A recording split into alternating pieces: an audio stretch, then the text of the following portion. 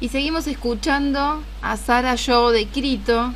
En el mundo sería mejor si aspiramos a ser santos. Él realmente lo vio y quiso serlo. Y después me enteré de una anécdota de Santo Tomás de Aquino que tenía una hermana que era religiosa y un día la hermana, que ya él había escrito esos 14 famosos volúmenes que escribió de esta Suma Teológica y todo eso, y le dijo, decime por favor cómo se logra ser santo. Y él le contestó, queriendo. Entonces ella, la hermana, que era la hermana mayor, le dijo, pero vos que escribiste tanto me estás contestando con una sola palabra.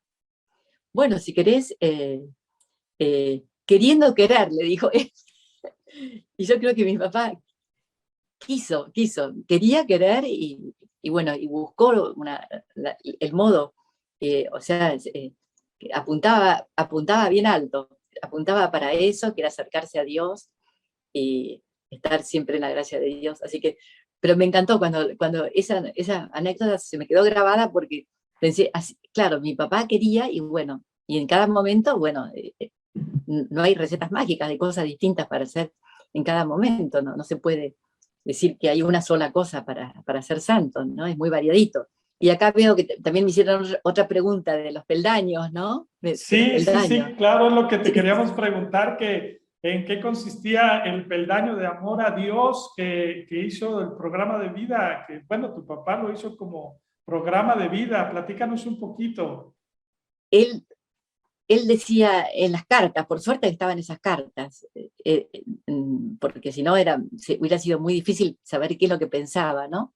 En las cartas a mamá, en las cartas de amor que se acaban de publicar unas bastantes frases, él decía, eh, yo acá en el barco tengo todo programado desde la mañana hasta la noche, todo con horarios fijos, con tareas así fijas, todo, pero no tengo programado nada para la vida espiritual. Era todo para la parte laboral, bueno, también tenías un tiempo de relajarse, de descanso, de lectura, lo que sea. Entonces, yo tengo que tener también programada mi vida espiritual, porque si no pasan los días y uno se desconecta, se puede decir, porque así lo tangible uno lo toca y atrae mucho. Y entonces le empezó a proponer a mamá, bueno, hagamos un programa de vida y bueno, y durante muchísimas cartas estuvieron hablando de eso y lo llamó Peldaños de Amor a Dios. Y lo tenía siempre con él, y bueno, lo fue así a veces puliendo un poquito y todo, están todos publicados, y, y en el fondo era lo mismo de siempre, rezar el rosario, ir a misa si podía todos los días, y él no podía porque estaba en el barco, el ofrecimiento de obras, muchas cosas las tenía que hacer así, inspectores para adentro, porque no podía estar, por ejemplo, bendecir la misa, la mesa de la comida delante de todos, por respeto a si había otras personas que no pensaban así como él o lo que sea, eh, eran todas las mismas cosas de siempre y realmente trató de, de cumplir hasta su muerte. Yo creo que las cumplía, porque recuerdo que iba muy tempranito a misa, a las 7 de la mañana, y volvía y tomaba el desayuno con nosotros antes que fuéramos al colegio, y él volvía de la misa y tenía un largo día laboral. Y, pero lo primero era eso, y bueno, eh, y eso en los peldaños de amor a Dios, todas esas normas de piedad como un plan de vida, y le decía a mamá, entonces en ese momento no había asociaciones laicales, solamente la Acción Católica, después surgieron un montón de así movidas por el Espíritu Santo, por el Espíritu del Concilio, lo que sea, pero por ejemplo le había dicho, ¿por qué no nos hacemos de la tercera orden franciscana? Y mi mamá decía, no, no, porque ahí iban solamente viejos, le decía. Claro, o sea que es muy lindo porque ahí se ve cómo es importante el noviazgo como proceso de maduración para ponerse de acuerdo, porque a veces la gente se casa y bueno, y empiezan las discusiones, pero hay que tratar de consensuar y ponerse de acuerdo porque ese es un equipo y hay que tirar la pelota para el mismo lado.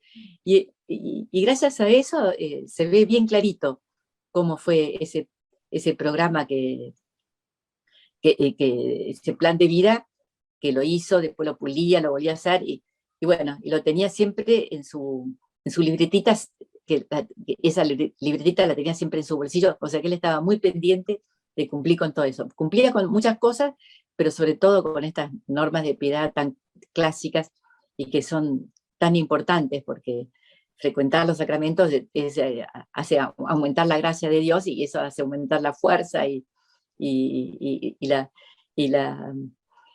hace disminuir la posibilidad de equivocarse, elegir mal y todo eso, ¿no? Sí. Sí. Así que bueno, espero que les haya quedado esto de los peldaños, ¿no? Sí, sí, muy Sí. bien, hermana, muchas gracias. Y queríamos preguntarte qué carácter tenía tu papá. ¿Discutía, se molestaba? ¿Qué carácter tenía? Sí, eso fue gracioso porque había una norma del Vaticano que ahora no, que pedían la grafología. Pero ahora creo que Benedicto, no sé qué, simplificó muchas normas para las causas de beatificación, y ya no. Y ahí se veía muy clarito que tenía un carácter muy fuerte, muy fuerte. Pero yo no lo notaba. Quizá esa fuerza la encauzó bien, se puede decir, ¿no? Y yo lo que más recuerdo era cuando él llegaba a casa, era una gran alegría, era como una fiesta, todo, entraba silbando, no sé. Y después muchos testimoniantes, que hay como 400 testimoniantes que pudieron dar su testimonio, y después se fueron muriendo todos, ¿no? Así que fueron recogidos los testimonios bastante oportunamente, porque si no se hubieran perdido.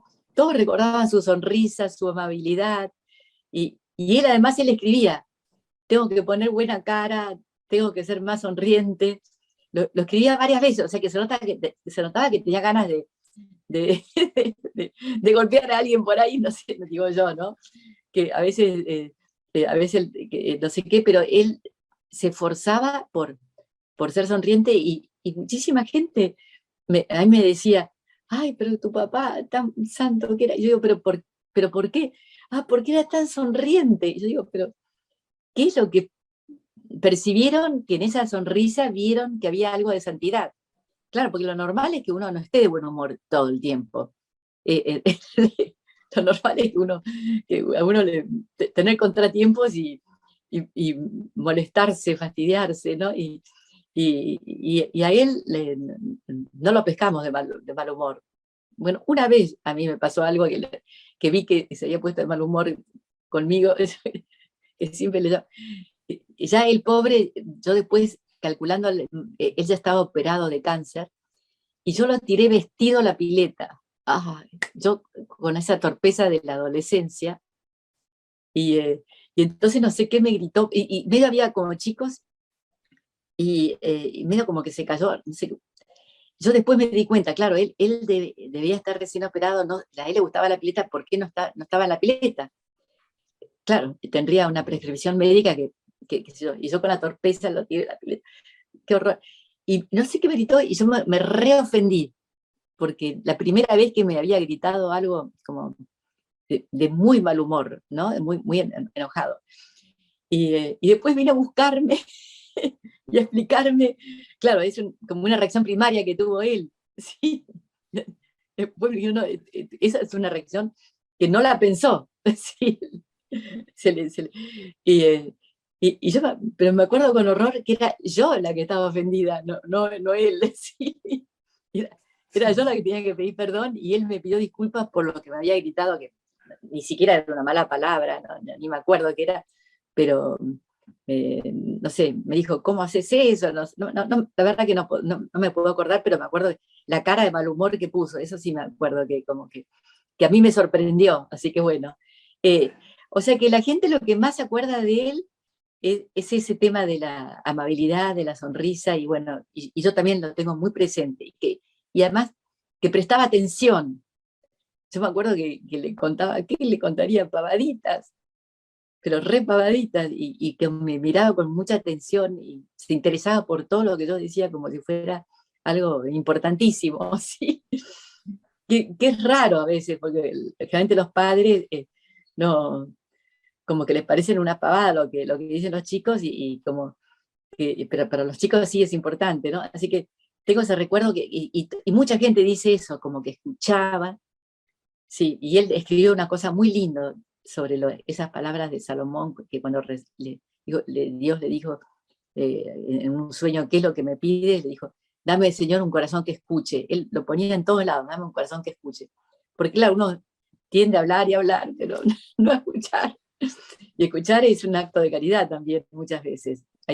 Así que bueno, espero que les haya aclarado la pregunta. Sí, claro, claro que sí, hermana, claro que sí, nos aclaras muchas dudas y preguntas, y sobre todo nos edifica mucho este compartir que nos estás haciendo. Y también por otro lado queremos preguntarte, hermana, y a tu papá, ¿qué es lo que lo hacía feliz o lo hacía sufrir también? Porque también en la santidad, pues a veces se compadece uno de las personas, y también hay alegrías que tienen cada quien particularmente. Sí, bueno, él como que no se quejaba de las cosas, pero uno como hijo se da cuenta qué es lo que al papá le agrada o le desagrada, no sé. Y a él le daba muchísima alegría estar con sus hijos, con nosotros, por lo menos, no sé si estoy presumiendo o qué, pero mi madre en su testimonio puso que lo que más le gustaba a él era estar en su casa con sus hijos, hacer programas, ir a pasear al río, envolver, y realmente disfrutaba muchísimo. Y yo pienso que él disfrutaba más que otras personas porque eso no lo había tenido él de chico. Entonces, lo valorizaba mucho, muchísimo. Y yo me daba cuenta que para él muy intensamente valoraba estar con nosotros. Y y hay un testimonio que decía, que le decían, vamos a festejar algo, por ejemplo, si en el trabajo había salido algo bien, y él decía, tengo un compromiso previo, y el compromiso previo era venir a cenar con sus hijos hacia la noche. Y después lo que le hacía sufrir, yo me daba cuenta qué es lo que hacía sufrir, porque cuando rezábamos el rosario a la tardecita, él, que no criticaba nunca, pero pedía para que algunas personas se convirtieran. Y se notaba y yo me daba cuenta que le dolía, que su papá estaba alejado de la iglesia, que no iba a misa, todo eso, porque alguna cara haría. Pero yo me daba cuenta que él sufría porque su papá, después su suegro, después no sé qué cosa, otro pariente o un amigo, iba rezando para que se convierta. Y así, sin criticar, sin hablar mal ni nada, yo tenía perfectamente conciencia que, por ejemplo, que mis dos abuelos tenían que convertirse. Entonces, cuando nos decían alguna barbaridad, porque en esa época no había psicólogos que digan respeten a los padres, no los contradigan a los padres, nos decían cosas, por supuesto, cosas así, como que, ¿para qué vamos a misa? Ese tipo de cosas, ¿no? Así. Y yo decía, pobrecito mi abuelo, no sé qué cosa, que voy a rezar más para que se convierta. O sea, eso de rezar para que se convierta, a mí por lo menos me blindaba de las bromas que podían hacer ellos, así tratando de alejarnos de la fe o lo que sea. Todos murieron con todos los sacramentos, así que se le cumplieron los rezos de mi papá. Pero yo me daba cuenta que él sufría un poco, sobre todo con sus parientes y qué sé yo, le sufría de que estuvieran alejados.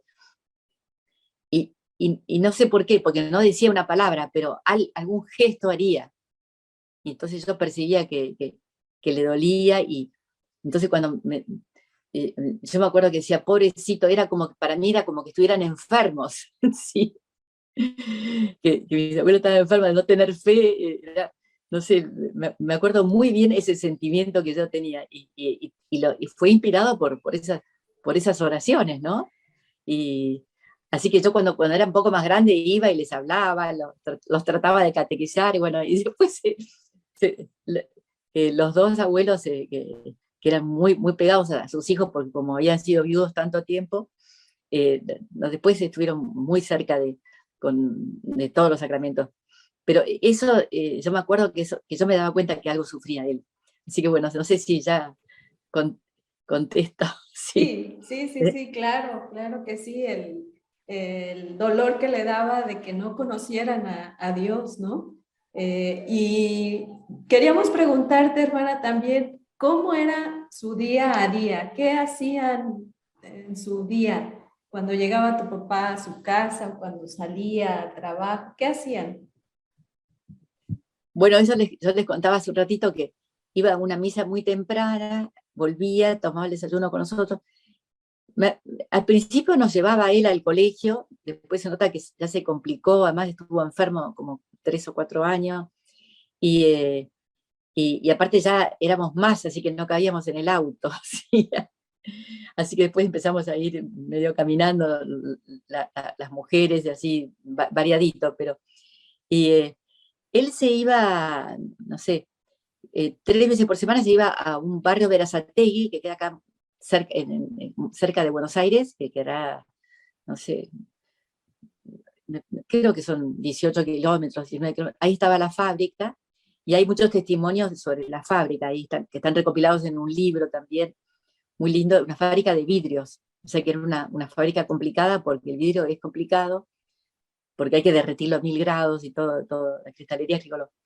Y después había otra fábrica de vidrios medicinales, esos para las cositas de las inyecciones, que en esa época había muchas inyecciones, que quedaba en otro barrio, entonces él iba otra vez ahí. O sea que tenía una agenda bastante intensa, ¿no? Porque era como gerente, o sea que estaba, y era una fábrica muy grande que no había computadoras, así que en ese momento había en un turno a la mañana 2000 personas y a la tarde también. Ahora está todo muy mecanizado, se puede decir, pero en esa época no, eran técnicos de vidrios que estaban con ese tema, manejando esas máquinas, eran hornos, así. Ahora yo ya no sé, pero supongo que estará todo muchas computadoras en todas las fábricas, y lo que sí, pero en esa época, ya hace casi 60 años, no. Así que, y las historias que me contaron es que él iba y andaba caminando por toda la fábrica preguntando si había problemas, y una persona me decía en broma, generalmente los gerentes entran a la fábrica, no quieren saber de ningún problema, y se van corriendo a su oficina para que no los molesten, no los incomoden, porque siempre hay problemas, algo que se rompe, algo que no sé qué, algo que falta o algo que sobra. Pero él no, él iba como a ver si había problemas. Tenía una actitud muy servicial, muy laborioso también. Y bueno, por supuesto que siempre había problemas. Y contaban que a veces había no sé qué, un horno que no andaba, no sé qué. Entonces le invitó a uno que trabajaba con él a ir caminando a Luján, que queda como a 60 kilómetros, iba a rezar por esa máquina, porque si no arrancaba, eran como 200 personas que quedaban sin trabajo, no sé qué cosa. Y bueno, después la máquina arrancó, porque eran máquinas que importaban, no las fabricaban acá en Argentina. Era todo muy complicado, ¿no? Y entonces él todo era una unidad, lo espiritual, lo laboral, lo familiar, no era así disociado, todo. Sí, eso es lo que cuentan, que para él era muy importante que se hagan las cosas lo mejor posible, y escribió sobre eso. Así que bueno, después les voy a dar un link donde están todos los PDF. Sí. Sí, claro que sí, hermana. Por favor, Sí. mándanos toda la información para que nosotros podamos aprender. Y bueno, pues ya nos platicaste un poquito de la vida espiritual de tu papá. Y a mí, en lo personal, bueno, a nosotros nos interesa saber el aspecto material hoy en día, que estamos tan llenos de tecnología y tan llenos de cosas materiales. ¿Cómo era tu papá en el aspecto material? ¿Era desprendido? ¿Era apegado a lo material? Platícanos un poco. Sí, la verdad que mamá siempre decía de lo desapegado que era, que ella tenía que ir y comprar la ropa porque él no tenía ganas y que le costó, cuando murió él, quería darnos a cada uno de sus hijos algo, y él tenía una foto de su mamá enmarcada, una foto de la Inmaculada, digo, un cuadrito así, pero no tenía 9 cosas importantes para darle a cada uno, porque era muy, muy así, que jamás se le ocurría ir al kiosco, en la mesa yo no me acuerdo que había una botella de vino, no me acuerdo de nada de eso, y él había escrito, voy a comer a lo que vos dispongas, no te voy a preguntar nada, o sea que no estaba con las manías que hay ahora, que hay kioscos con golosinas, no. Bueno, en esa época tampoco había tantos kioscos, pero no tenía ninguna de esas cositas, y era así, muy, muy, decía que las cosas son para uno y no uno para las cosas. Entonces, por ejemplo, había pocos autos, entonces alguien le decía que compre un auto un poco más elegante, y él se compraba un auto medio muy rústico, y entonces me acuerdo que alguien pero tu papá, ¿por qué se compra ese auto que va tan despacio, qué sé yo? Y él decía que como que no hay que esclavizarse con las cosas, que están al servicio de uno, esa frase famosa. Hoy quise compartir con ustedes el testimonio que siempre nos da con mucha alegría la hija de Enrique. Recordar las vivencias que ha tenido Sara con su papá. Y también conocer un poco más sobre Enrique. Por más que en todos los programas siempre pongamos sobre la vida de Enrique, es bueno recordar la misión que tenía Enrique y por qué es considerado venerable y por qué va camino a la santificación.